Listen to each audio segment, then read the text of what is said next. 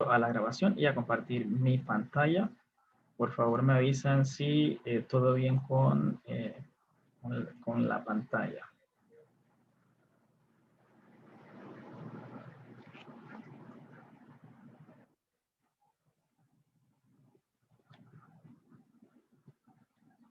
¿Logran ver mi pantalla? Sí. Sí, excelente. Sí. Nicole, ¿cómo estás? Bienvenida, buenas noches. Buenas noches, bien, gracias. Buenas noches a todos. Hola, hola. Yo estoy muy contento de tenerles a todos ustedes acá, todas las personas que se han inscrito recientemente como oyentes o participantes. Sean todos bienvenidos. El propósito de nuestro grupo de estudios es fomentar el debate poético en nuestro país y son bienvenidos todas las personas de habla española de la región. Así que lo hacemos con mucha pasión, con todo el interés de aprender tanto yo y que ustedes puedan también aprender del conocimiento de las demás personas. Estamos iniciando individualmente a conocer a los autores de la generación del 27. Las 2 semanas anteriores hemos visto una introducción para conocer cómo eran sus estilos, cómo eran algunas partes de su vida, qué hicieron algunos de ellos, las generalidades de este grupo, pero ahora vamos a ver uno por uno cómo era su poesía y algunos aspectos relevantes de su vida. Pedro Salinas es un poeta bastante desconocido para acá, para el lado de Panamá. Cuando hicimos la introducción, le preguntamos a las personas con qué poetas estaban relacionados y la mayoría se asoció con Federico García Lorca. De hecho, yo también conocí a Lorca primera vez en poesía. Fue mi primer poeta al que yo me acerqué. Sin embargo, este grupo es mucho más rico y diverso de lo que Federico García Lorca es y fue en su vida. Salinas es conocido por el poeta del amor dentro de la generación del 27. Y esta noche vamos a ver por qué el amor era importante en este poeta. En esta breve introducción, vamos a ver esta presentación. Yo le voy a dar un poco la biografía de Salinas y un poco de lo que él pensaba sobre el fenómeno poético. Luego vamos a pasar a la parte de debate, donde vamos a compartir nuestras ideas. Lo primero que vamos a hacer es, si ustedes tienen algún verso de Salinas que le guste y desee compartirlo, y nos diga por qué le gusta bastante, ¿ok? En el punto número 2 vamos a hablar sobre la poesía del amor, la dimensión que tiene el amor dentro de la poesía de Salinas. En el punto número 3 vamos a hacer, este es un poco más de debate, vamos a preguntarles si puede la poesía mantenerse al margen ante los atropellos políticos. Y vamos a ver por qué por qué la política era un asunto de bastante importancia en lo que es la concepción poética de Salinas. Por último, vamos a hablar sobre 2 poemas, Underwood Girls y Para vivir no quiero, donde vamos a compartir nuestras ideas. Antes de pasar a eso, les comento que en Panamá Poético lanzamos un foro. La idea de este foro, aplicado para ustedes y para nosotros acá en el grupo de estudios, es que si alguno de ustedes no puede asistir un lunes a la reunión virtual, pueda hacer su estudio accediendo a esta presentación que yo voy a hacer semanalmente junto a las preguntas en este foro, en panamapoético.com. Si ustedes participan en el foro, responden a las preguntas, haciendo su estudio individual en su casa, se le cuenta como asistencia. Muy bien. Pedro Salinas es español, nace en Madrid el 27 de noviembre de 1891 y fallece en Boston, en los Estados Unidos, el 4 de diciembre de 1951. Es una de las joyas poco conocidas en la generación del 27. Muy bien. En el año 1914, estamos aquí alrededor de la Primera Guerra Mundial, él va a Francia y ejerce como lector en la Sorbona. Un lector es un profesor de habla extranjera que enseña su lengua materna en un país a donde ha viajado.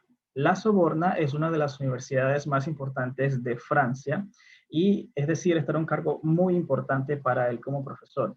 En el 17 se hace doctor en Filosofía y Letras por la Universidad de Madrid. Al año siguiente es catedrático de Literatura en la Universidad de Sevilla. Luego, de las partes más importantes de su vida ocurre en el año 37 cuando se traslada a Boston como a impartir ciertos cursos en la Universidad de Wellesley College. Recordemos que la Guerra Civil Española se da entre el año 1936 y 1939. En el año 36, que es donde estalla, se disuelve esta generación del 27 y muchos se van a otros países y comienzan su vida de exilio. En el año 51 muere en Boston y se mantuvo en los Estados Unidos durante todo este tiempo, salvo por un viaje que hizo a Puerto Rico. El pensum de Salinas es bastante grande. Tiene 9 libros de poesía, hay 10 obras narrativas, 13 dramáticas y una obra crítica muy importante que llega hasta 80. Estas obras críticas incluyen ensayos, presentaciones, conferencias, que están dirigidas siempre hacia buscar una comprensión, digamos, argumentativa de lo que es la poesía, buscando cimentar su propia poética dentro de una estructura sólida. Y se le conoce como el poeta del amor porque el amor fue siempre una fuerza viva dentro de su escritura. Tanto amor que siempre, que por tanto amor que tenía, él deseaba hacerse poeta y lo deseaba hacerse de la mejor forma. En Panamá Poético también hay una sección que se llama recursos. Durante la semana yo le voy a colocar allí algunos recursos de internet que yo encuentre relativos o importantes o complementarios para entender un poco más. Para los que deseen profundizar, con gusto pueden acercarse por allá, que tenemos un ensayo titulado Pedro Salinas y la búsqueda de la realidad. Muy bien, estos son sus 9 libros de poesía y lo podemos ver en 3 etapas diferentes. La primera es la etapa inicial donde influye bastante la poesía pura. La semana pasada estuvimos hablando de poesía pura donde así de manera más genérica, la poesía pura busca eliminar la concepción o las experiencias humanas, sacarlas de la poesía y dejar todo lo que quede. Eso es lo que consiste en poesía pura. Y él tiene 3 obras, Presagios, Seguro Azar, Fábula y Signo, que corresponden a esta etapa de vanguardia. En todo el centro de su obra poética está una sección llamada Plenitud, es la época del amor. Estos 3 libros que ustedes ven acá, La voz a ti de vida, Razón de amor y Largo lamento, expresan el amor en sus diferentes etapas, el romance, la vida amorosa y por último el desamor en Largo lamento. Leerse estos 3 libros es una experiencia maravillosa porque utiliza un lenguaje muy particular para hablar del amor. Y esto vamos a hablarlo un poquito más adelante cuando ya veamos sus versos. Por último, cuando ya está en el exilio, tiene 3 obras. Las 2 primeras fueron publicadas por él, El Contemplado, Todo más claro y otros poemas, y Confianza, que es una obra póstuma que fue obviamente después de su muerte, que fue compendiada por sus amigos Jorge Guillén y otros poetas. A los que les interese tener como una pequeña selección de todos estos libros, la Universidad Nacional de México tiene una muestra de estos libros disponible y el enlace lo pueden encontrar en la misma página de recursos de Panamá Poético. Jorge Guillén, es uno de los mejores amigos de Pedro Salinas. Aquí lo ven, aquí está Pedro en el medio. Y acá a mi derecha está Guillén posando para una foto. Muy bien. Ya que hablamos de su vida, vamos a hablar ahora de su poética. ¿Qué pensaba él que era el poeta y la poesía? lo primero que nos dice es que hay otra voz. Y esa referencia a la otra voz claramente es a la voz poética, la voz que se escucha dentro del poeta. Pero el trabajo de poeta él lo define de una manera muy elegante. Él dice que ser poeta es primero tener una especial aptitud y responder a esa aptitud con una determinada actitud. Parece un juego de palabras, pero tiene un significado profundo.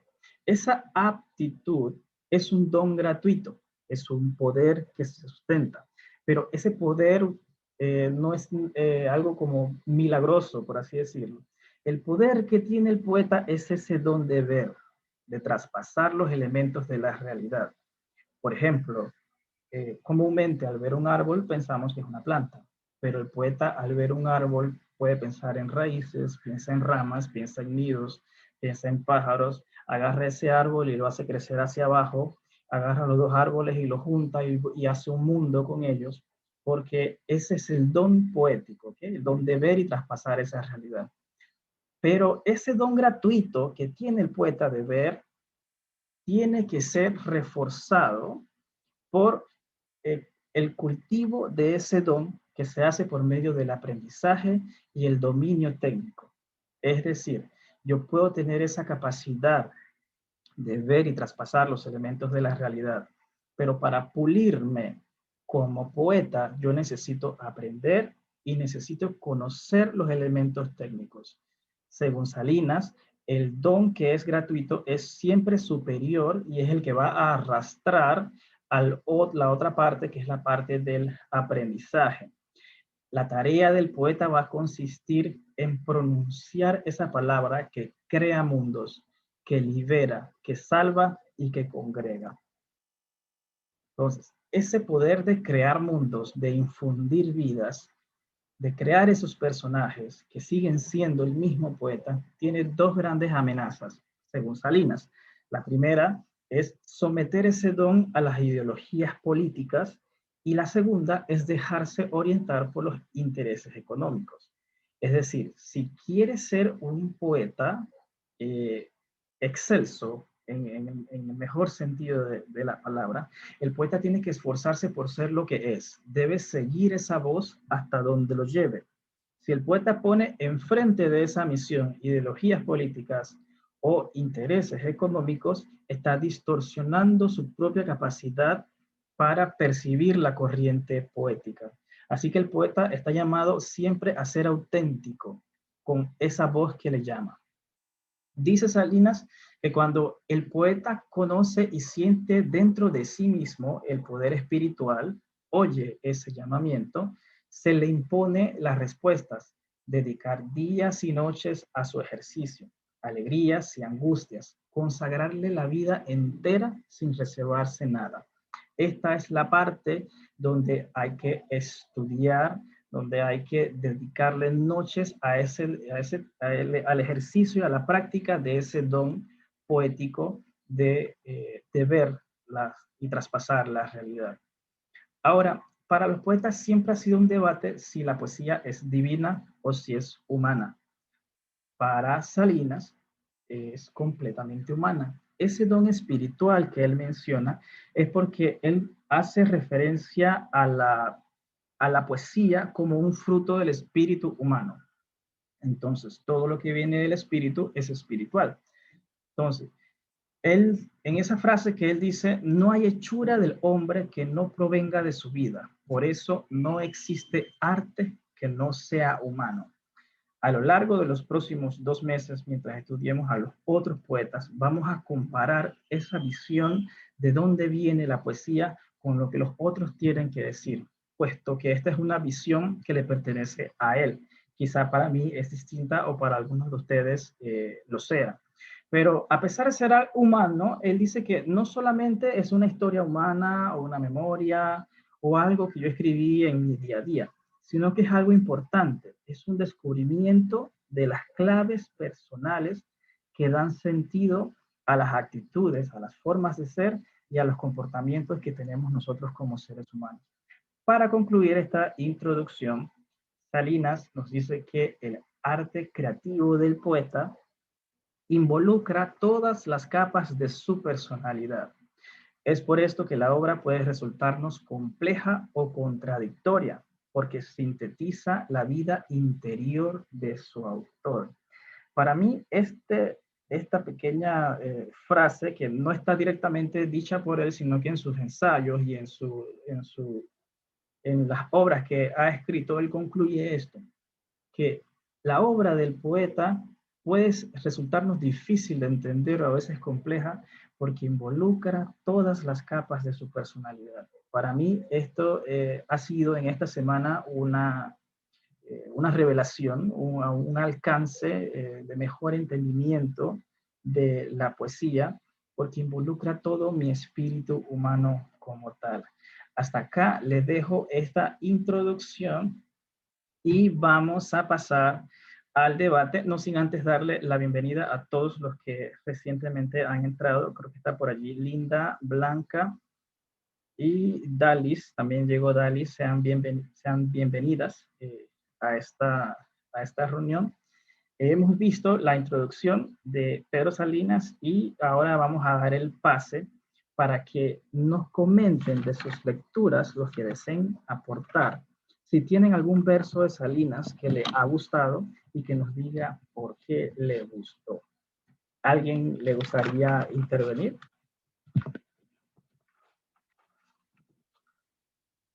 Si gustan, yo puedo comenzar, decirle primero y mientras les damos un tiempo a ustedes para que se preparen. ¿Okay? Yo anoté varios, hice bastante notas, pero hay uno que de verdad me llegó.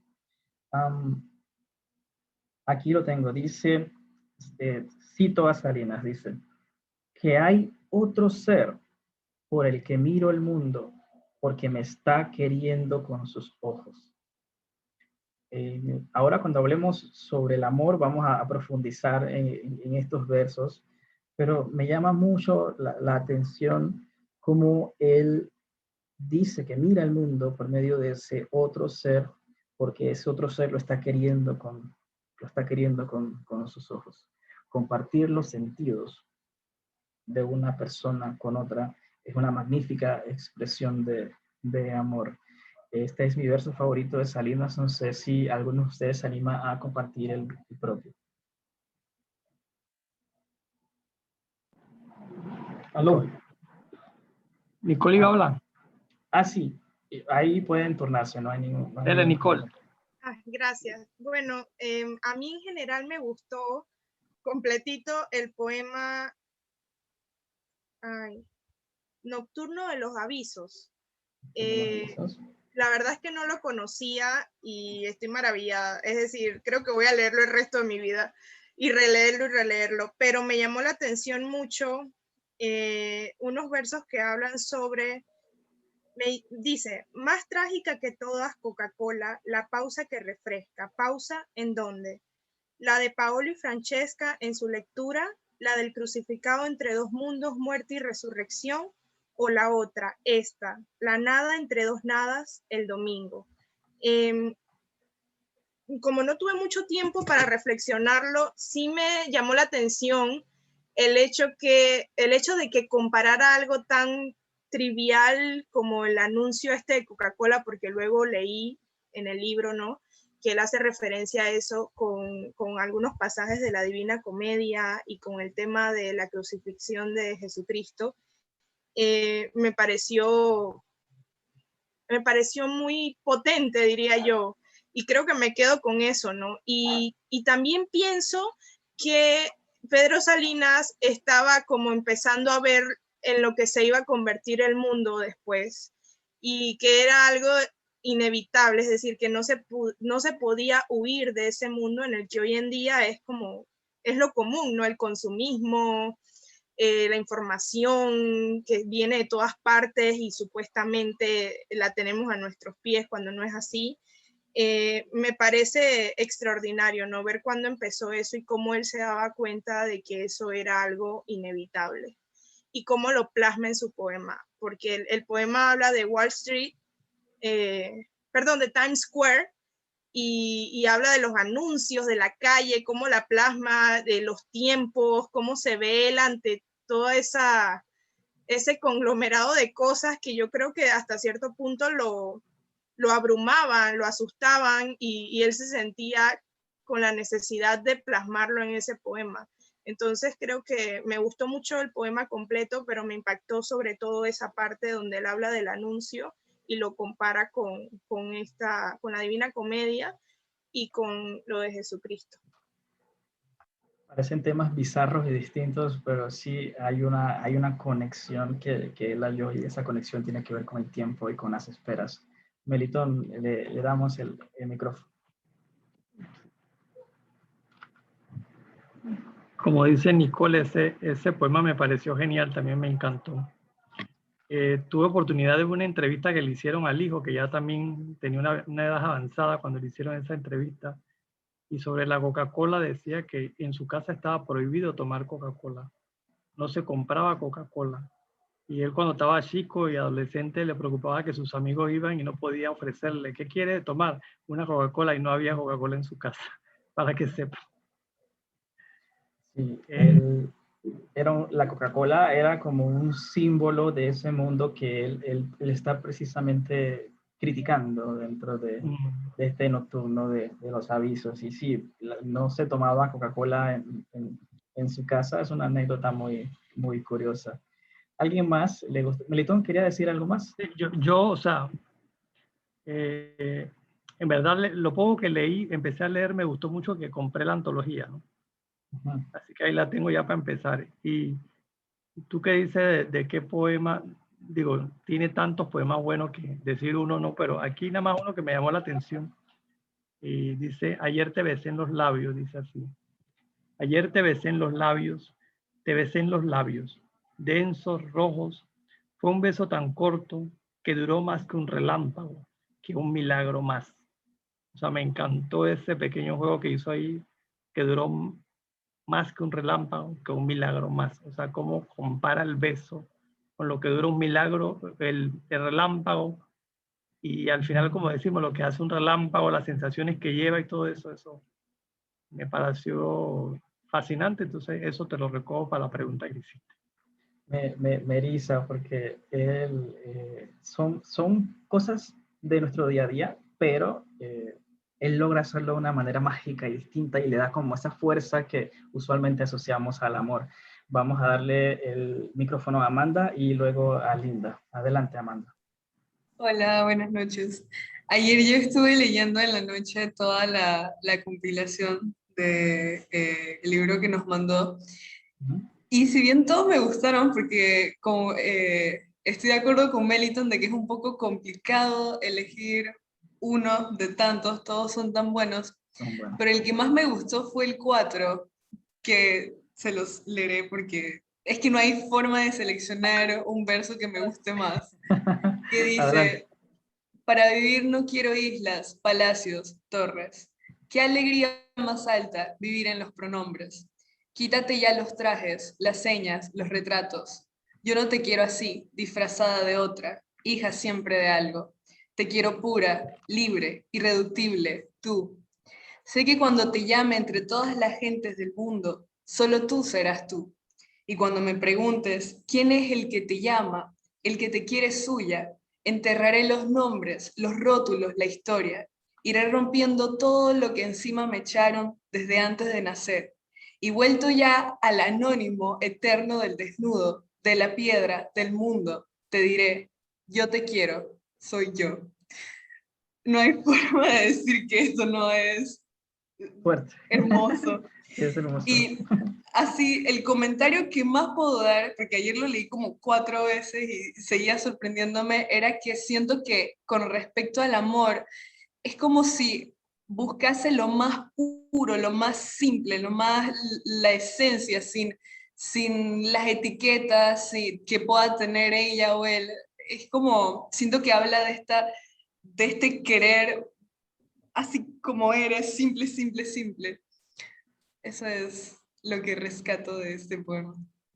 Querer auténtico, Vamos a Sí. profundizar en esa forma de querer en el punto 5. Este poema, Para vivir no quiero, lo vamos a desmenuzar un poco más adelante al final de nuestra reunión.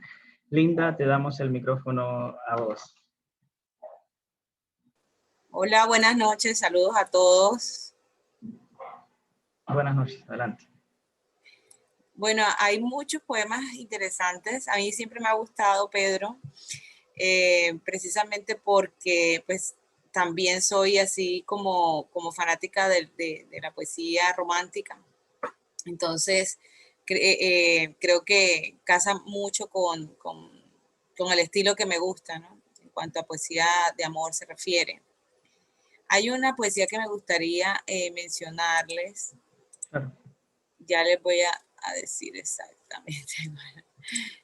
Se llama Pensarte es tenerte. Me pareció interesante porque su poesía también hace una especie de reflexión personal sobre cómo interpretamos ciertas cosas y así en general es mucho tipo de poesía, ¿no?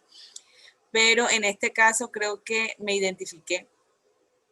El poema dice: ¿cómo me dejas que te piense? Pensar en ti no lo hago solo yo. Pensar en ti es tenerte como el desnudo cuerpo ante los besos, toda ante mí, entregada. Siento cómo te das a mi memoria, cómo te rindes al pensar ardiente, tu gran consentimiento en la distancia. Y más que consentir, más que entregarte, me ayudas, vienes hasta mí. Me enseñas recuerdos en escorzo, me haces señas con las delicias vivas del pasado, invitándome. Me dices desde allá que hagamos lo que quiero, unirnos. Al pensarte y entramos por el beso que me abres y pensamos en ti los dos, yo solo. O sea, es genial porque precisamente cuando extrañamos a alguien a quien queremos mucho, a alguien que de pronto que ni siquiera sabe que lo queremos o que nos gusta, ¿no? Es como ese amar yo solo, pero yo siempre he pensado que cuando queremos a alguien, en el fondo, querer a esa persona es algo que uno debe decir, o sea, ese sentimiento no debe guardarse, o sea, es como un regalo, ¿no? Un regalo que tú le das a alguien, decir que lo amas o amarlo, así la otra persona no quiera recibirlo, tú ya verás si lo entregas o no, o sea, porque realmente está en dar, ¿no? Como pero en esta poesía él está finalmente hablando de esa sensación y ese momento cuando queremos, cuando estamos pensando en esa persona y de alguna manera la culpamos por pensar en ella y de alguna manera sentimos que hay una conexión que no exista y estamos viendo cosas donde no las hay, pero esa es la mente del poeta, normalmente piensa así, el enamorado también piensa así. Así que creo que es un compendio de cosas muy bonitas, muy bien escritas por el autor. Muchas gracias, Linda, por su intervención. De hecho, sí, esa forma de unir los cuerpos con diferentes formas de asociar las palabras que resultan tan llamativas. El punto 2 era que conversáramos sobre la dimensión del amor en la poesía de Salinas, pero creo que ya todos hemos entrado en esa dimensión. ¿Alguien más le gustaría compartir su verso, algún verso que le haya llamado la atención antes de pasar de lleno a conversar sobre el amor? Blanca, adelante. Bien, elegí Fue como beso o llanto. Uh-huh. Fue como beso o llanto.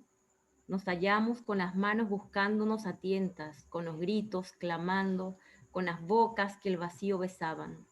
Fue un choque de materia y materia, combate de pecho contra pecho, que a fuerza de contacto se convirtió en victoria gozosa de los dos, en prodigioso pacto de su ser con mi ser entero. O tan sencillo fue, tan sin esfuerzo como una luz que se encuentra con otra luz y queda iluminando el mundo sin que nada se toque.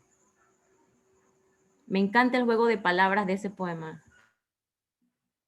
Sí, es una manera muy curiosa de unirlas. Gracias, Blanca. Jacqueline no le había saludado, sea bienvenida. Estamos compartiendo nuestros poemas favoritos de Salinas de manera muy sencilla.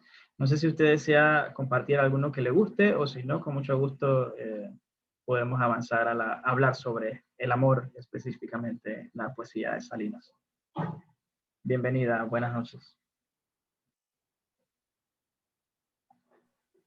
Buenas noches. Bueno, les voy a leer uno que me agradó. Con gusto. El contemplado. De mirarte tanto y tanto, del horizonte a la arena despacio, del caracol al celaje, brillo a brillo, pasmo a pasmo.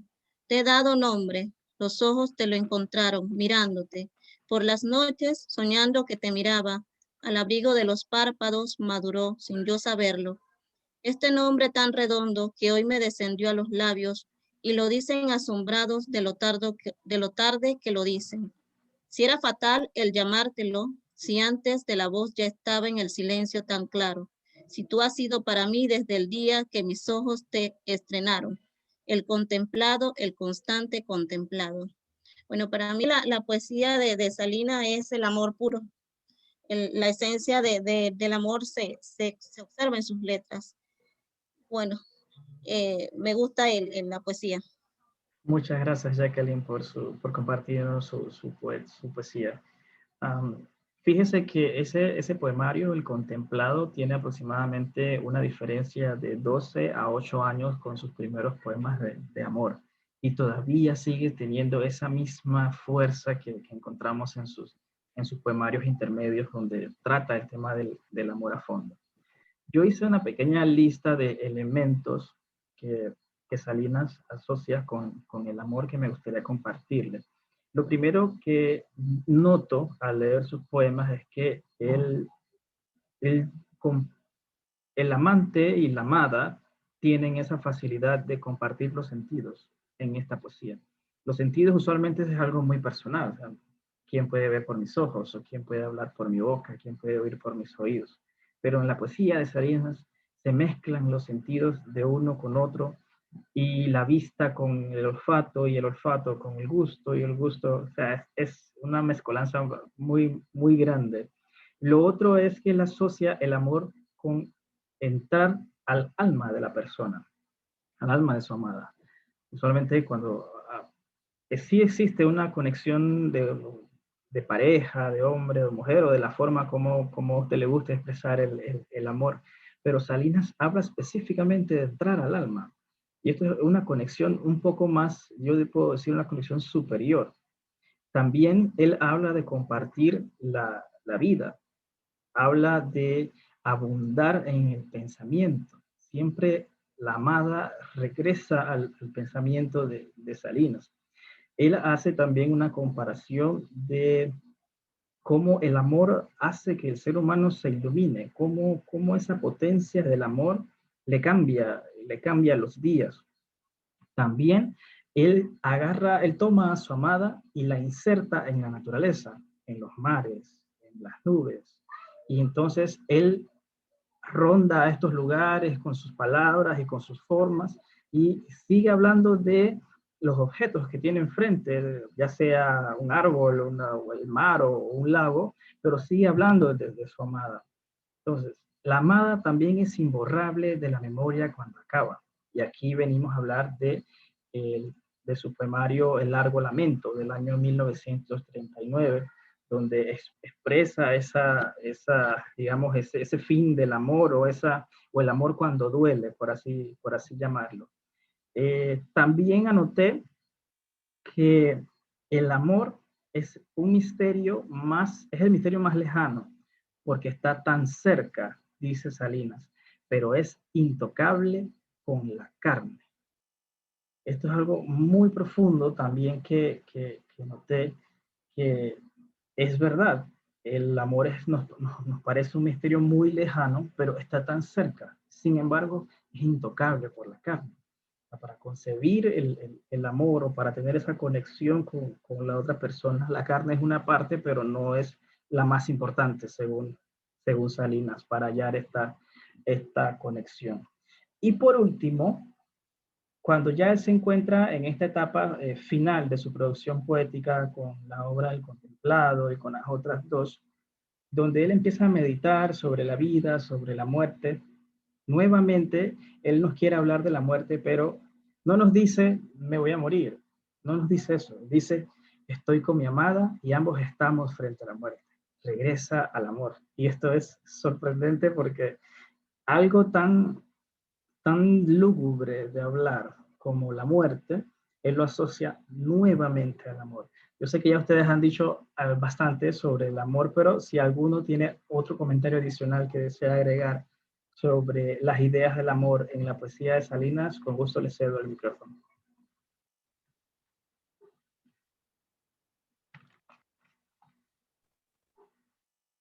Si no, podemos pasar a la parte número 3 para dar tiempo. Nada más breve, te agrego Ajá. ahí algo que leí que Sí. en su poesía sobre el amor era un amor completo, amor en cuerpo y alma, el amor soñado, el amor vivido. Eso es lo que decían.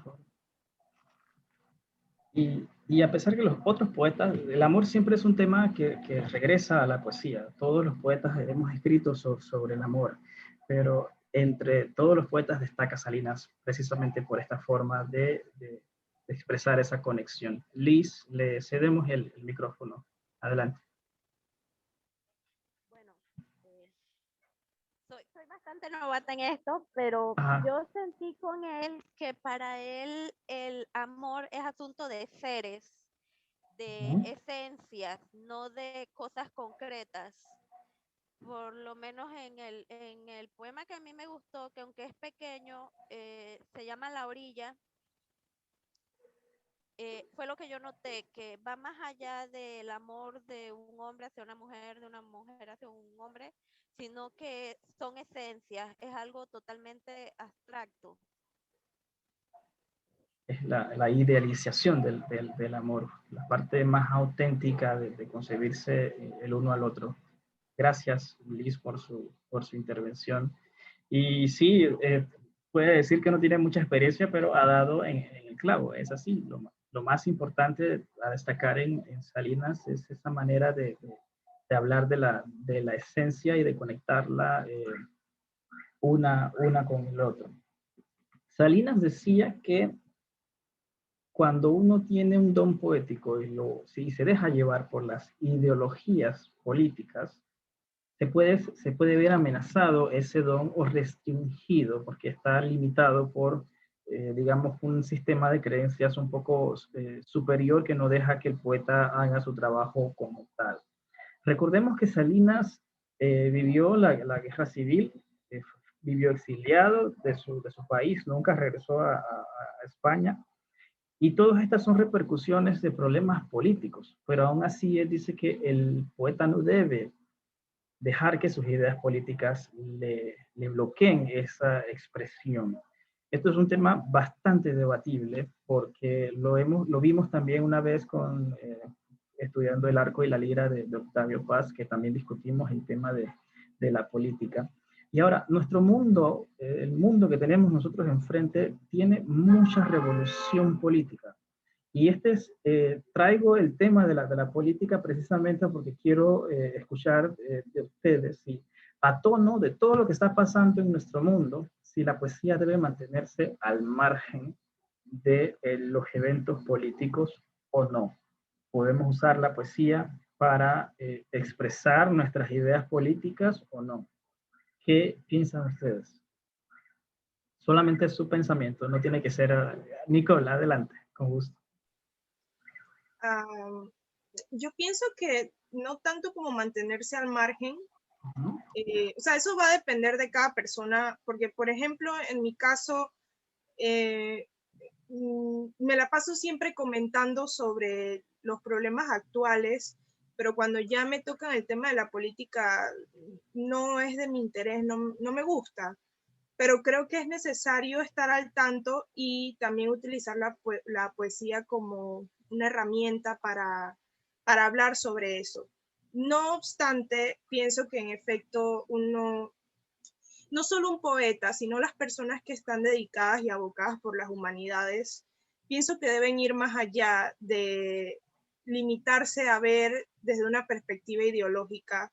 Es decir, las ideologías están implícitas en la vida de sociedad y nosotros somos sociales, seres sociales. Sin embargo, creo que uno debe ir más allá y ver el tema por todas las perspectivas. Yo sé que no es fácil, en un mundo como en el que vivimos ahorita, que es tan acelerado, uno trata de hacer esto y aquello y lo otro, y de gustarse a uno y de gustarle a los demás, inevitablemente, aunque uno sepa que no es lo lo primordial, pero siento que uno debe ir más allá. Y sobre todo las personas también que están dentro de las humanidades, que es un mundo tan extenso, o sea, todo lo que tiene que ver con las humanidades, ir más allá y no solo conocer o tener una postura, sino conocer varias y tener sobre todo un pensamiento crítico. Y me parece que está bien que los poetas tengan ese pensamiento crítico. Gracias, Nicole. Usted aboga por una perspectiva más completa en el pensamiento del poeta. Muchas gracias. Sigue Linda y luego Amanda. Bien, con gusto. Hola.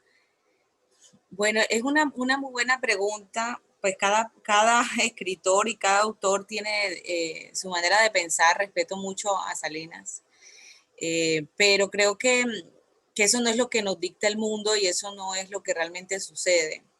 Creo que la poesía en general es una voz, ¿no? Es la voz de la sociedad, la voz que pues viene exteriorizando el dolor personal, porque finalmente la poesía es el reflejo de las emociones humanas, de lo que siente el poeta. Entonces creo que es una cosa que no se puede separar la una de la otra.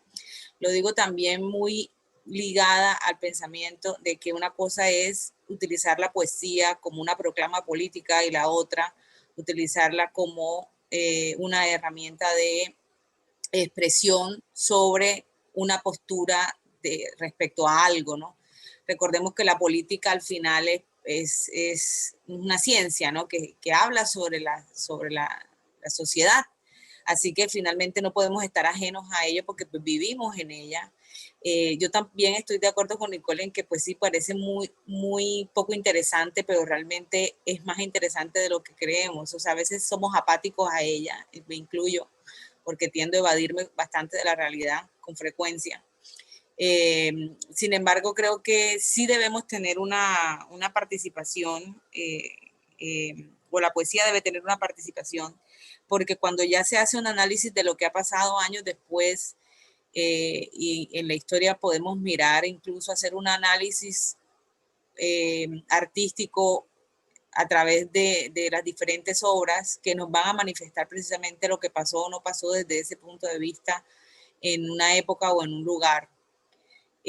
Cercano a mí pues está el tema de Colombia. Yo soy colombiana. En estas últimas fechas pues el país está pasando por una situación bastante complicada y la mayoría de artistas que conozco colombianos, poetas sobre todo, no han querido quedarse callados en esta situación, sino que por el contrario han escrito poesía hablando de lo que sucede, contando su versión, digamos, de determinados hechos o determinadas injusticias. O sea, que sí es un canal también y un reflejo de lo que está sucediendo y una manera de desahogarse por parte del poeta y una manera también de dar a conocer ciertas cosas que de pronto a nivel de medios o de otro tipo de canales no llegan, ¿no? Porque una cosa es que tú veas un video de algo que está sucediendo que puede afectarte y otra cosa es que tú estés haciendo una poesía al respecto, ¿no?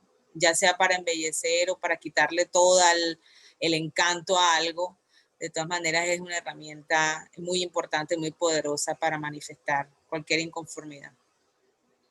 Gracias, Linda. Rescato lo que usted ha dicho, dos cosas que me han llegado bastante. La primera es que hay que hacer una distinción entre la participación social del poeta y la otra entre el uso de la poesía como herramienta para la divulgación de su propia ideología política. Me quedo con eso. Y lo otro es que el status quo no se va a ir solo porque sí, no va a dejar su comodidad solo porque sí.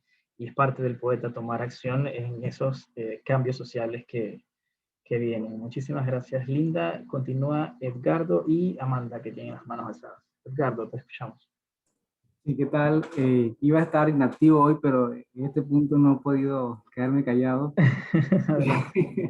Casualmente, agregando a lo que han comentado anteriormente ustedes, en mi mente hay una lectura de 4 poetas polacos que se vieron muy restringidos en el tema del socialismo y tuvieron que integrar una poesía a una ideología. Es interesante cómo se ha hecho este estudio, un libro que puedo recomendar que se llama La mente cautiva, de un escritor que ganó el premio Nobel, y menciona el caso particular de este poeta que voy a copiar aquí en el chat, donde por temas de posición social hubo un sistema donde se le atribuía a aquel poeta, a aquel pintor, a aquel músico que no estaba de acuerdo con las ideologías del socialismo, eh, considerar su obra negativa. Es decir, la sociedad condenaba la labor del poeta porque la ideología estaba impuesta. Entonces, el poeta o el intelectual tenía un conflicto muy grande, porque uno, su vida corría peligro, y dos, su propia obra literaria era muy cuestionada, pero dentro de una ideología.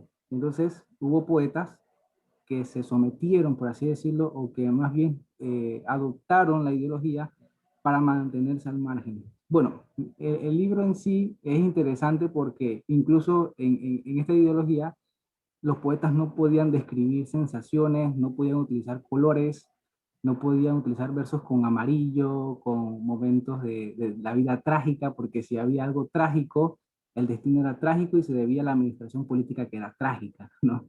Entonces, se mantenía todo en un punto muy bien controlado y definitivamente ya cayendo al tema de Salinas y la eliminación que estamos discutiendo aquí, definitivamente yo personalmente estoy muy a favor de la expresión tan amplia, así como menciona Nicole y igualmente Linda, en todos los ámbitos, ¿no?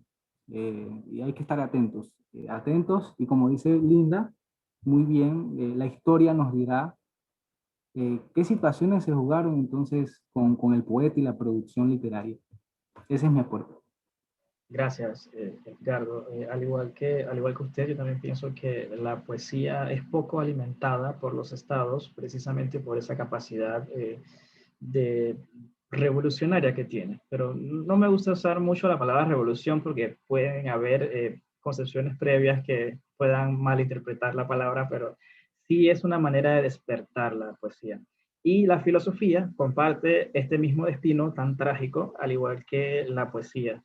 Por eso en nuestros conversatorios a mí me gusta tratar un amplio espectro de disciplinas para crear en todos y crear en mí mismo esa conciencia, esa forma de estar en una sociedad, pero de forma crítica. Amanda, le damos el micrófono. Buenas noches de nuevo. Estoy de acuerdo tanto con lo que dice Edwin, la señora Linda y Edgardo. Yo justamente quería traer dos ejemplos también. Yo pienso que la poesía no tiene que tener límites. La poesía va a ir muy ligada al estilo de cada persona. Es algo que refleja su personalidad, refleja lo que hay dentro de él. Entonces, si a la persona, al poeta, dentro de lo que para él es importante, entra la política o sus ideologías, está bien que lo exprese. El detalle sería entonces, como decía Edwin, que lo haga, o como incluso mencionaban al inicio, que Pedro Salinas decía, a fines económicos nada más, o sea, que redirigen el objetivo de la poesía a agradar a los políticos, a agradar al Estado, a agradar o recibir monetariedad. Y mis dos ejemplos son, el primero es en Rusia. Ahorita estoy leyendo una antología de Ana Akhmatova, que ella vivió y era poeta en Rusia en los tiempos de la Unión Soviética. Y antes de comenzar la compilación de poemas, en la introducción, hablan mucho sobre la vida de Ana y cómo las cosas se desarrollaron. Y que Ana, ella nunca quería escribir sobre la Unión Soviética ni nada, o sea, eso no eran los temas de los que ella hablaba, pero que hubo un punto en el que todos los poetas, los artistas de Rusia comenzaron a emigrar porque ya no conseguían trabajo ahí en Rusia porque los callaban. Ana, que no quería salirse de Rusia porque ella decía que su inspiración de poesía estaba allí con los de ellos y que ella no quería dejar Rusia y que no podría seguir escribiendo poemas fuera de Rusia pensando en su gente, ella no quería abandonar el pueblo. Entonces, ¿qué pasa? Que ella decidió quedarse en Rusia con su gente y por ende se vio obligada unas cuantas veces a escribir sobre la Unión Soviética o escribir sobre la patria para que la Unión Soviética pudiese respaldarla. Y más adelante incluso cuentan de que una persona de un partido político ahí como que frustró todo lo que ella tenía porque veían que en sus poemas como que habían ciertas amenazas, por así decirlo, a la Unión Soviética, entonces la vetaron y al vetarla, pues obviamente Ana, que su respaldo era su poesía, que ella vivía de eso, pues pasó por una época súper difícil de ella monetariamente y todo, porque pues le habían sellado lo de su trabajo. Pero por otro lado, yo quería mencionar, no son poetas, pero son cantautores, que es arte, que está, por ejemplo, en la época de la revolución en el sur, ya sea la revolución chilena, todo esto, cuando hablamos, por ejemplo, de Mercedes Sosa, que ella era argentina, y que en el tiempo de la revolución argentina y de la dictadura, ella cantaba, y ella componía canciones que llegaron hasta Brasil incluso, que cantó con Milton Nascimento y otros, y impulsaban al pueblo por medio de sus canciones y de sus escritos, eh, esta fuerza de lucha. Yo conozco una persona que estudió en Brasil en los tiempos de la revolución y me contaba que en la universidad, en los tiempos en los recesos, cuando las personas estaban en la cafetería, ponían las canciones de Mercedes Sosa y todos los estudiantes se levantaban y comenzaban a cantar y a marchar y marchaban con esas canciones, recitándola una y otra vez. Entonces, ellos, por ejemplo, Mercedes, ella estaba defendiendo su ideología y estaba defendiendo lo que ella creía. Y el expresarse, el no quedarse callada, hay una canción de ella que habla de que no la van a callar y que ella va a seguir cantando y se va a ir con el viento, que creo que esa se llama Barro tal vez. Entonces, es eso, ella vivió lo que ella escribía y cantaba, que si bien era su ideología, era su creencia, permitió a través de ella como mover e inspirar a muchas otras personas. Entonces, por eso yo pienso que no deberíamos limitarnos, no, o sea, si es parte del poeta y si le hace feliz o le hace bien escribir sobre eso, pues puede crear revoluciones y inspirar a muchas personas. Muchísimas gracias, Amanda, por su intervención. Me quedo con eso que dice, que cómo se trastorna la obra poética cuando el poeta se ve obligado por una razón u otra a decir algo quizás que no quiere decir o a tomar posiciones que no son la suya, porque no son su voz. Y como hemos dicho, Salinas dice que la verdadera misión del poeta es ser lo que tiene que ser, de la forma más auténtica posible. ¿Alguien más desea opinar sobre el tema político antes de pasar a algo. Sí. Melitón. Sí. Estuve leyendo ahí que el poeta, ensayista y editor Javier Sánchez Menéndez, ¿no? Él dice lo siguiente: pienso que el poeta es una persona que vive en sociedad, pero la poesía debe estar ajena a la política y a todos los desencantos, dice él. Pero por el otro lado, estuve leyendo también un homenaje que le querían hacer a Miguel Hernández y el gobierno lo prohibió. Y entonces la persona decía lo siguiente: hay quienes creen o quieren creer que los poetas viven en el quinto cielo y que precisamente porque son unos seres tan maravillosos no deben mezclarse en el tráfago y las luchas de este bajo mundo. Pero resulta que Miguel Hernández sí se mezcló y por eso merece ser celebrado más que nadie, decían ellos, ¿no? Los jóvenes que estaban haciendo ese monumento. Y entonces, por acá también, dice, todos sabemos que fue preso político y murió, ¿no? Pero más que todo por lo que pensaba. Y entonces dice, al parecer sus versos eran tan peligrosos que la censura franquista ordenó la destrucción completa de su obra. El hombre acecha. Y al final yo lo digo que no es que uno se sienta a escribir poemas políticos, sino que hay un detonante y de repente sale algo. Y por ejemplo, en esos poemas que dice que prohibieron, te leo un par de estrofas se llama El hambre, ojalá lo puedan leer, de Miguel Hernández, y dice así: hambrientamente lucho yo con todas mis brechas, cicatrices y heridas, señales y recuerdos del hambre contra tantas barrigas satisfechas, cerdos con un origen peor que el de los cerdos, por haber engordado tan baja y brutalmente, más abajo de donde los cerdos se solazan. Seréis atravesados por esa gran corriente de espigas que llamean de puños que amenazan.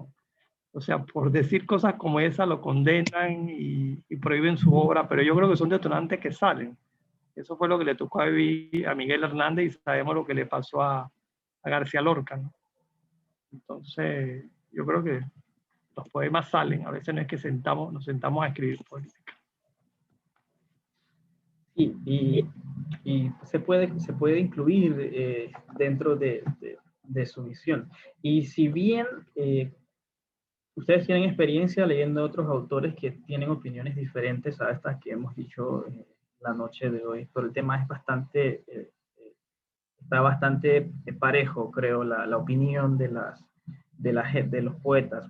Pero creo que existe un punto medio y es el que dejó bien claro Linda, donde ella dice que una cosa es expresar tu opinión sobre los cambios que están ocurriendo en tu sociedad y la otra es usar tu poesía como un arma para que otra persona crea lo que tú creas, que lo que tú quieres que esa persona crea. Así que con esa distinción yo creo que ahí podemos establecer bien la balanza de lo que sería lo más correcto para nuestra sociedad.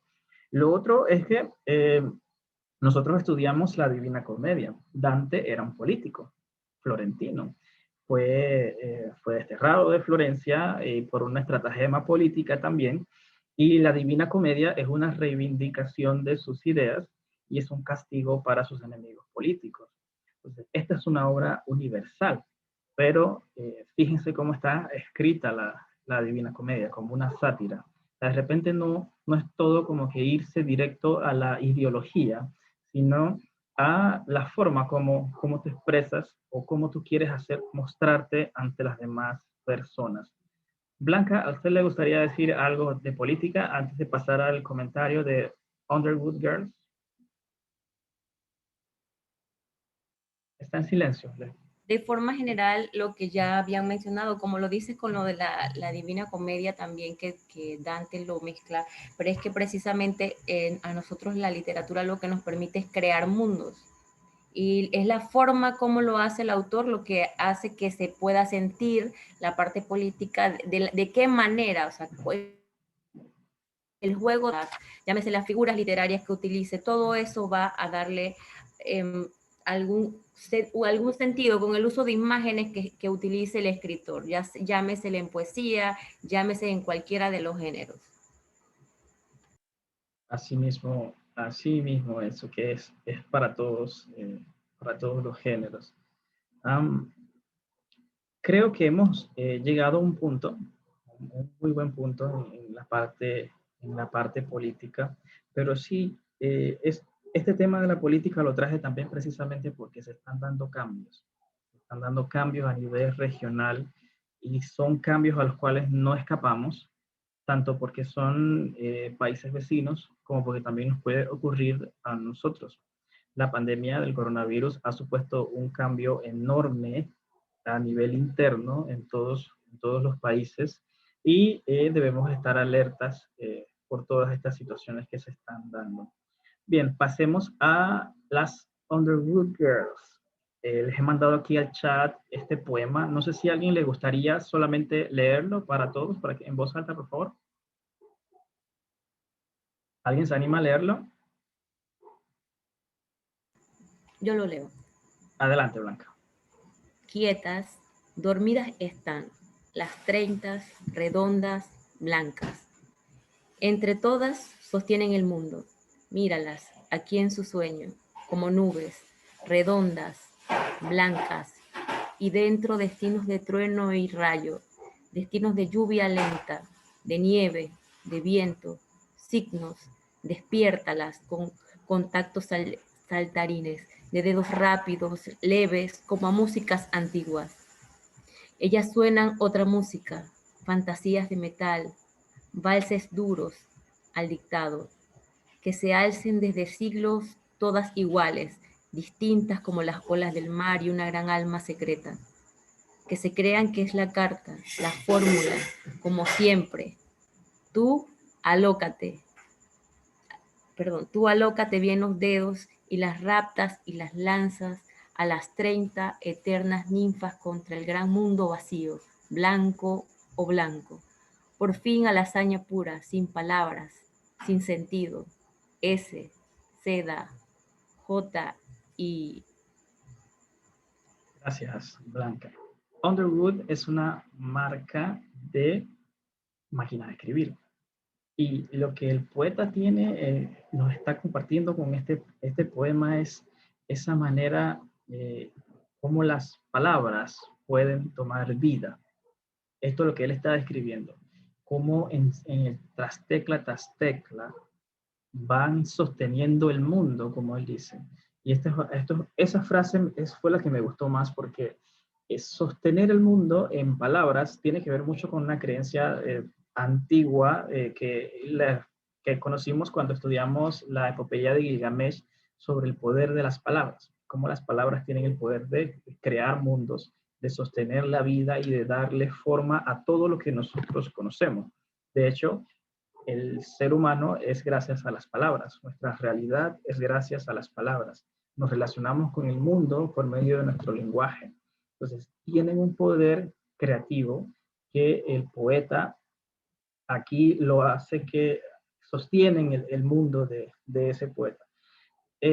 Me gustaría escuchar de ustedes cómo ustedes experimentan el poder de la palabra, pero antes quiero decirles brevemente una pequeña anécdota.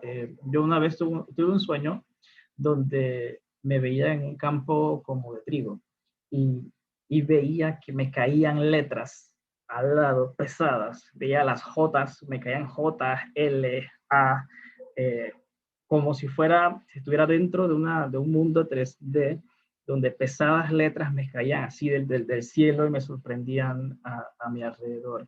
Y leyendo este poema, recordé esa experiencia, porque yo sí creo que las palabras tienen poder bastante, tienen un poder grande, creativo, dentro y liberador en las personas. Me gustaría oír de ustedes cuál es su experiencia con el poder de las palabras y el lenguaje. Nicole, adelante. ¿Cómo está?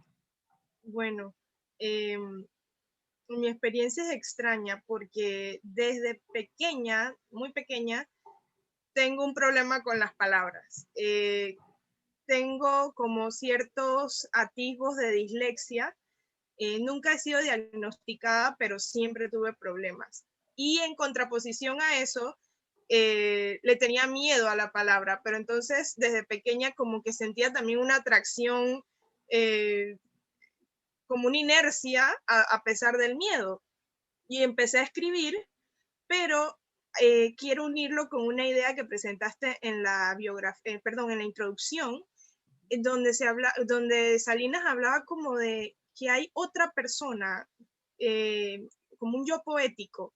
Entonces a mí me pasa, por ejemplo, cuando escribo, que los pensamientos van tan rápido que usualmente cuando termino de escribir, ya sea en los diarios, las reflexiones, los poemas, lo que sea, es como si otra persona hubiese escrito eso.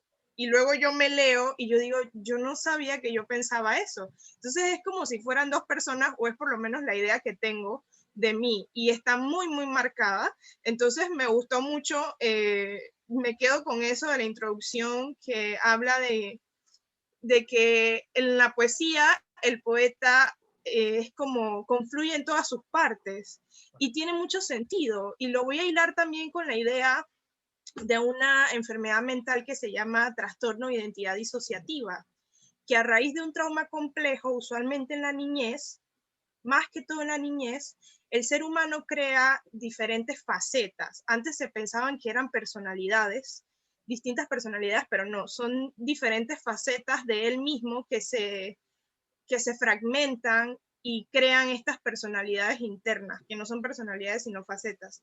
Entonces yo digo, tiene mucho sentido. Incluso se comprueba en la psicología que nosotros tenemos distintas facetas. Lo que pasa es que usualmente estamos tanto en sociedad y en esta vida tan acelerada en la que vivimos que no podemos como en la cotidianidad no podemos ver todas esas facetas. Y sin embargo, en mi caso, yo diría que el poeta tiene esa facultad de que en la poesía se desdobla y es muchas cosas. Entonces, bueno, esa ha sido como mi experiencia y que siempre la traigo a colación en mis escritos, en mis pensamientos, porque no sé si a alguien más le pasa, quiero pensar que sí, y que es algo que tiene mucho que ver con el escritor. Era Gracias, eso. Sí. gracias, Nicole.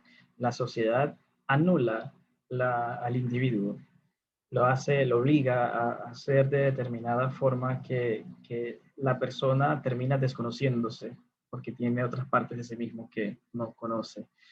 De hecho, usted mencionó la psicología, también puede mencionar religión o diferentes disciplinas, y la palabra tiene un componente muy importante.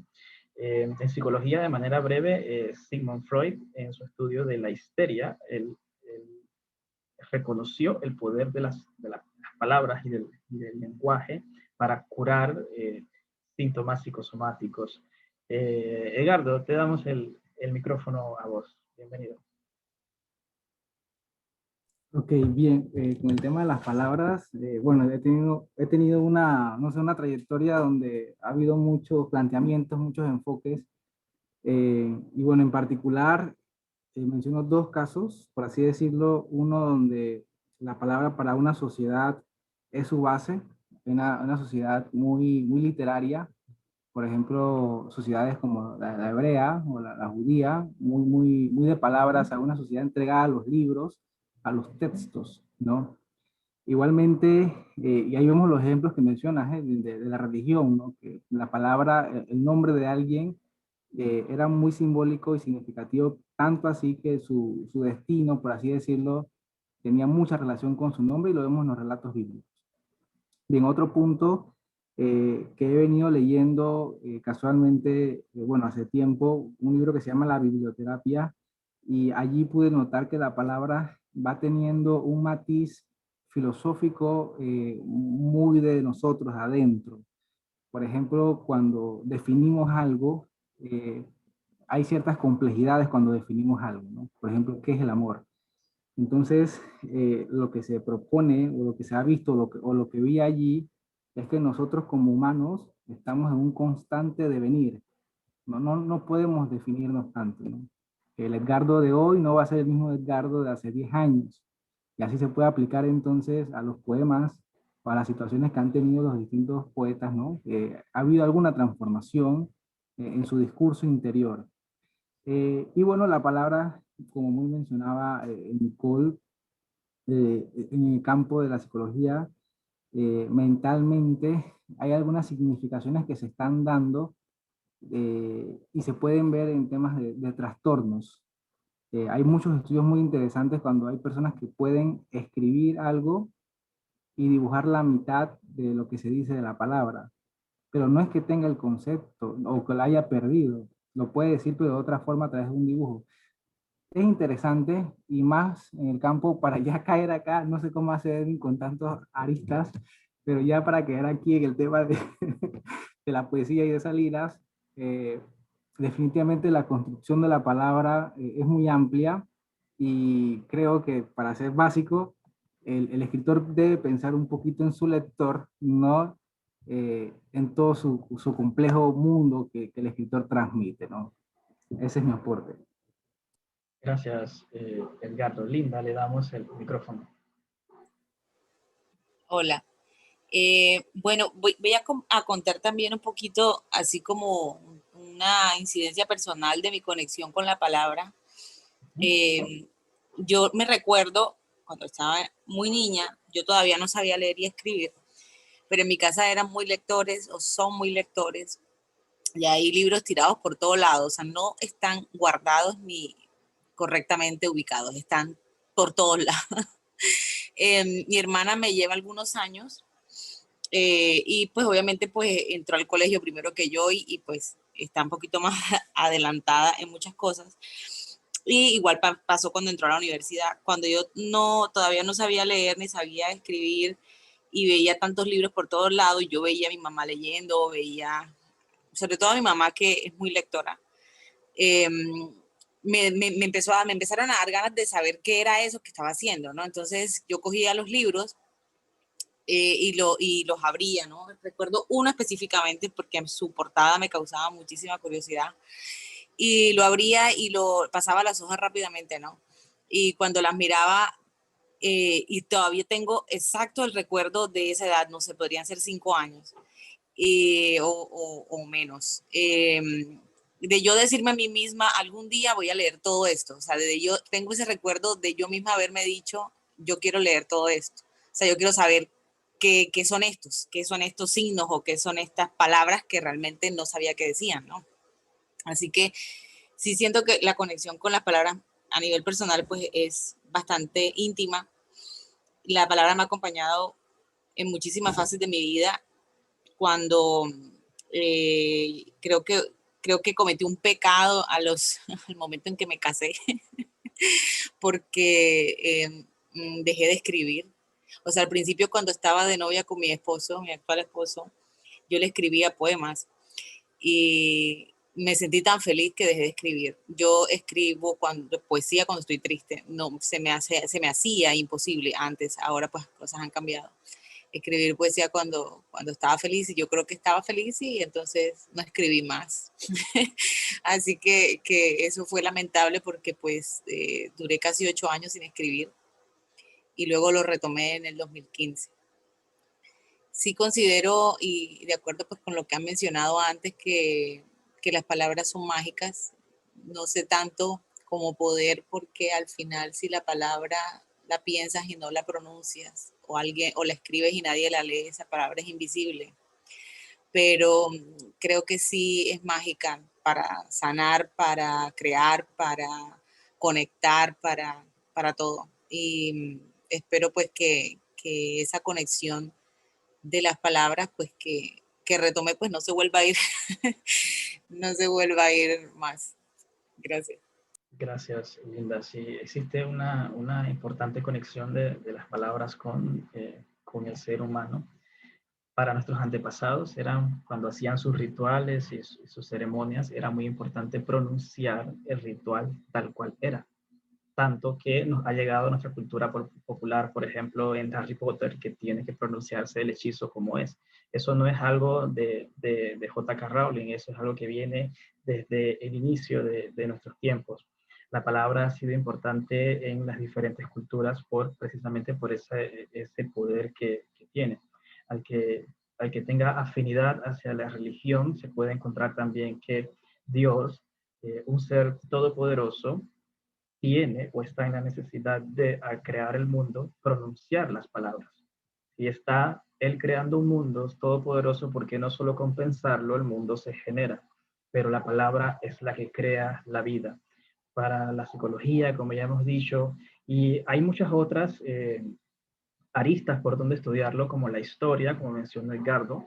El pueblo hebreo fue durante sus diferentes persecuciones, sobre todo cuando fueron expulsados de la península ibérica cerca del tiempo de Cristóbal Colón, también eran perseguidos porque ellos se aferraban a esas palabras, a esas ideas, a ese poder que tenían en sus escrituras. Y eran perseguidos por eso, querían quitarle sus libros, precisamente por ese apego que ellos tenían a sus escrituras. Por donde lo veamos, por la antropología también, si queremos, los descubrimientos más recientes de la evolución humana colocan la conciencia junto con el nacimiento del lenguaje. Y es ese lenguaje el que nos da la capacidad de entender comprender nuestro mundo y de cuestionarlo, de darle otra forma, algo diferente. Entonces, hay mucho de qué hablar sobre el poder de las palabras. Ustedes han acertado en la importancia que tiene. La palabra nos define como seres humanos.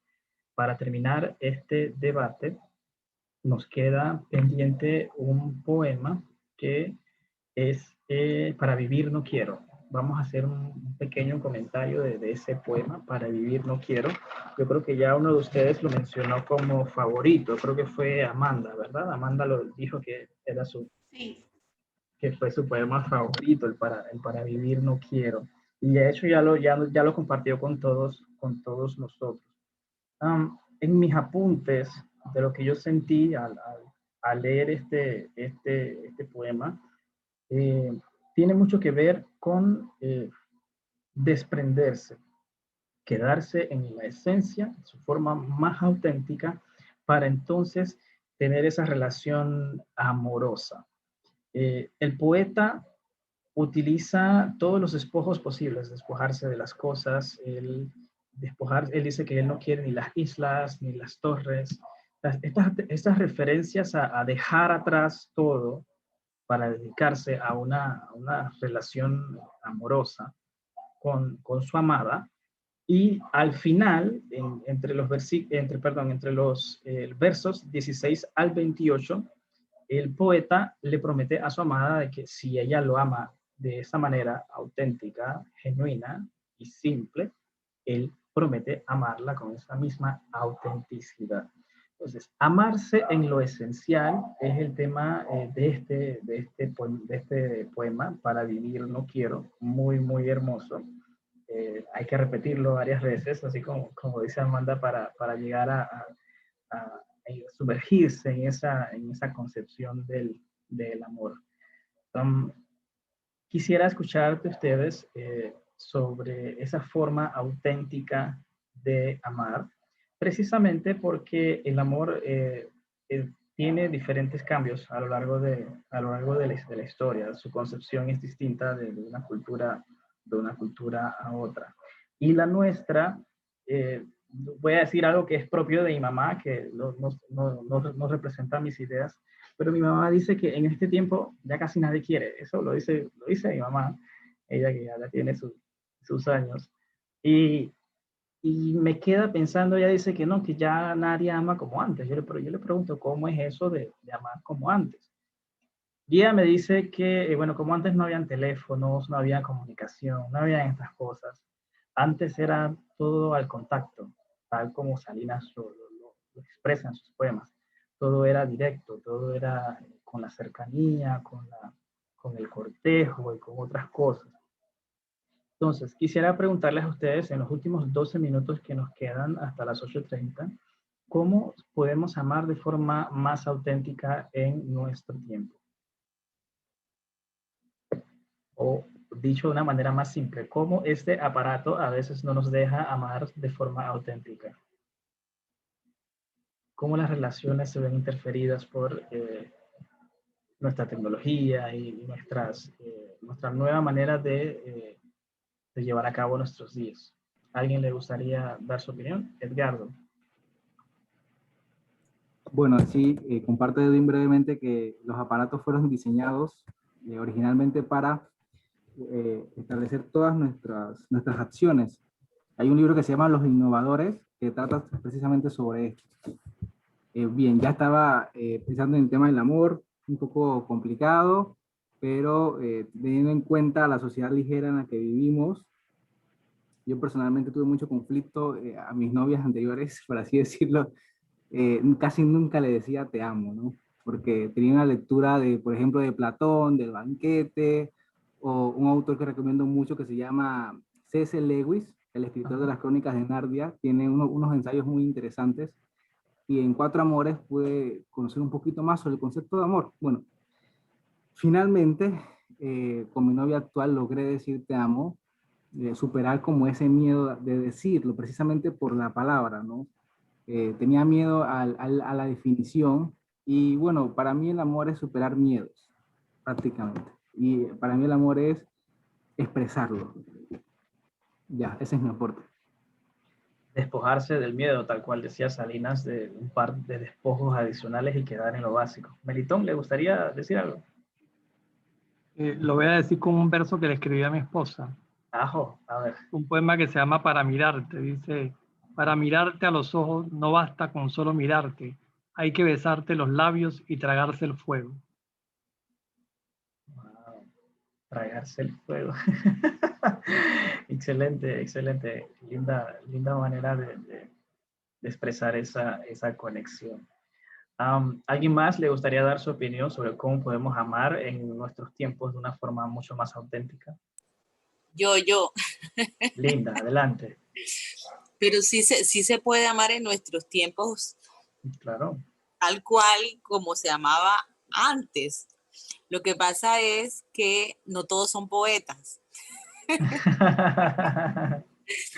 Te voy a decir que la manera más linda en que puedes tocar a una persona es a través de la poesía. Por lo menos si la otra persona también valora este arte.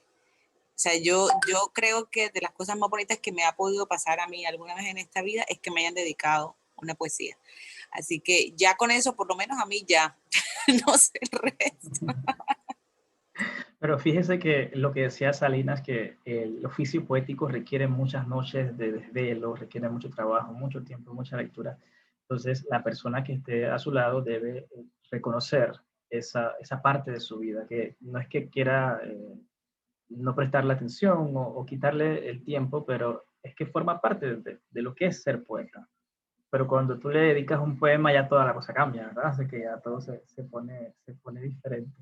Blanca, ¿usted qué le gustaría decir sobre el amor de forma auténtica? Bueno, sí, sin duda el acercamiento de las personas, esa cercanía, como lo dice el mismo poeta acá, pero ¿qué ocurre? Que sí es cierto que han habido muchos cambios. Por ejemplo, uno tiene que conocer a la persona, así como ha ido evolucionando Edgardo. ¿Qué ocurre? Por ejemplo, a mí no me gusta que me regalen rosas, detesto ver morir la rosa. Entonces, todos esos detalles son importantes para esto, ¿no? Ese acercamiento, no necesariamente una persona te tiene que dedicar una poesía para que te rindas ante una persona. Esta autenticidad se ve con el trato que le dan a uno como persona y es el acercamiento en los detalles. Porque cualquiera te puede hacer un poema y tú caes, como cuando el clásico obrero de la construcción te grita un piropo y a ti te hacía falta un piropo, te alegra el día sin duda, pero no es lo que uno está buscando. Entonces, obviamente una palabra bonita siempre nos va a hacer bien, pero Gracias. yo soy un poco de sentido negro, así que en la pregunta del amor era como que... Gracias, Blanca, por su participación. Amanda, la escuchamos. Hola, yo ahorita que estaba hablando la señora Blanca, solamente pensé en un libro que habla sobre, creo que es los 5 lenguajes del amor. Yo creo que cada persona demuestra y le gusta recibir amor de una manera en especial o de diversas maneras. Por ejemplo, pueden ser los detalles, puede ser el tiempo de calidad. eh, por ejemplo, a mí me gusta servir y yo me siento bien estando, servir a la persona que yo amo. Entonces, hay otras personas que prefieren el contacto físico o las palabras. Por ejemplo, a mí me gusta recibir palabras de ánimo, de cariño. A mí me gusta escuchar el afecto. Entonces, creo que cada persona... Yo soy millennial, entonces no puedo, como que dentro de mi concepto de amor se me es un poco difícil separar la tecnología del amor porque con esto crecí. Y las veces en las que siento que he amado, la tecnología ha estado ahí para mí. Entonces, yo no lo veo como un impedimento a amar a una persona. Solo creo que, pues, psicológicamente hablando, a cada persona demuestra y le gusta recibir amor de una forma. Sí, eso es. Así es. Yo, Comentar Sí, claro, Nicola, adelante. Tenemos 5 rapidito, minutos. y va de la mano con lo que dijo Amanda. En mi caso, que me expreso mejor escribiendo que hablando, el WhatsApp fue la manera que encontré de hablar y expresarme bien. Entonces, yo diría que bajo ningún concepto la tecnología para mí fue un impedimento, pero fue algo, bueno, algo como dice Amanda, que eso va en cada quien, ¿no? Por ejemplo, a mí me gusta expresarme en palabras y fue una herramienta para eso. Y creo también que eso va en cada quien, ¿no? Cómo expresa, y los tiempos cambian y hay que adaptarse, y soy más del tipo de persona que piensa que uno no puede escoger en qué época nace, sino que tiene que utilizar lo que hay en esa época y hacer lo que se pueda con lo que haya. Entonces, también tengo una percepción, yo diría que muy posmoderna o muy millennial, si se quiere, del amor. No soy muy amante a los... este hombre, Pedro Salinas, es de verdad un maestro, está pasado, como quien dice. Y está tan pasado que no me gustan los temas del amor visto desde ese punto de vista, pero me gusta. Porque pienso en el amor de una manera más filosófica, que es otra cosa, y ya se está acabando el tiempo. Así que solo quería decir que, por lo menos para mí, la tecnología jamás va a ser un impedimento, sino que hay que utilizar las herramientas a su favor. Y depende de cada persona. Gracias, Nicole. De verdad que hablar de filosofía da para muchas otras horas de reunión. Y sí, yo quiero concluir dando unas palabras finales sobre este poema para Vivir No Quiero. Es sobre la sinceridad y la autenticidad. La autenticidad no priva a la persona de ser quien es. De hecho, la autenticidad busca que la persona se exprese tal cual es. Entonces, el poeta le pide a su amada que se muestre con esa autenticidad. Él le dice, muéstrate tal cual eres. Ámame tal cual tú eres. Si tú me amas tal cual tú eres, yo te voy a amar tal cual yo soy. Y esa es para mí una de las claves más importantes del amor en nuestra época. Bueno, antes también, pero ahora quizás lo sea un poquito más. Para evitar muchas diferencias, es necesario ser auténtico. El amor está muy asociado en sus primeras etapas a asuntos donde uno es incapaz de ver las cosas que no nos gustan de la otra persona. Nos nubla el juicio, y eso es un principio científico. No es solo decir que el amor no nos deja ver, es algo científico. El amor altera en sus primeras etapas la forma como el cerebro opera. Entonces, es necesario comenzar desde esa manera de ser tal cual nosotros somos. Dejar atrás las torres, las islas, los lugares, las formas, los miedos, como dice Edgardo, y mostrarnos tal cual somos. Si amamos de esa manera y la persona amada nos recibe de esa misma forma auténtica, estoy seguro que lograremos esta fórmula que dice Salinas de amarnos o amarse en lo esencial, es decir, tal cual nosotros somos, sin anularnos el uno al otro. Chicos, gracias por estar esta noche en nuestro debate muy nutrido. Muchas gracias por su participación. Recuerden, si tienen algún comentario adicional, o si no pueden asistir a alguna de las reuniones que vamos a tener adelante, pueden participar del foro en Panamá Poético, con la intención que continúen estudiando, que vayamos todos a la par, porque esto da para bastante. Hoy es solamente el primer poeta y nos quedan como 14, más o menos, por allí. Así que feliz noche para todos. Que pasen una excelente semana y nos veremos el próximo lunes a las 7. Feliz noche. Feliz noche. Gracias, hasta luego. Hasta luego. Adiós. Hasta luego, gracias. Gracias, buenas noches. Adiós. Gracias, buenas noches.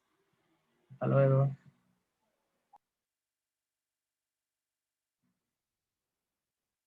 Edwin, me quedé de última. ¿Cómo ha estado?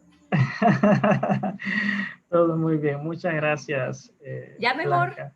Sí, mucho mejor ya de las manos. Me alegro. Disfrute su noche, ¿sí? Hasta luego. Cuídese. Adiós.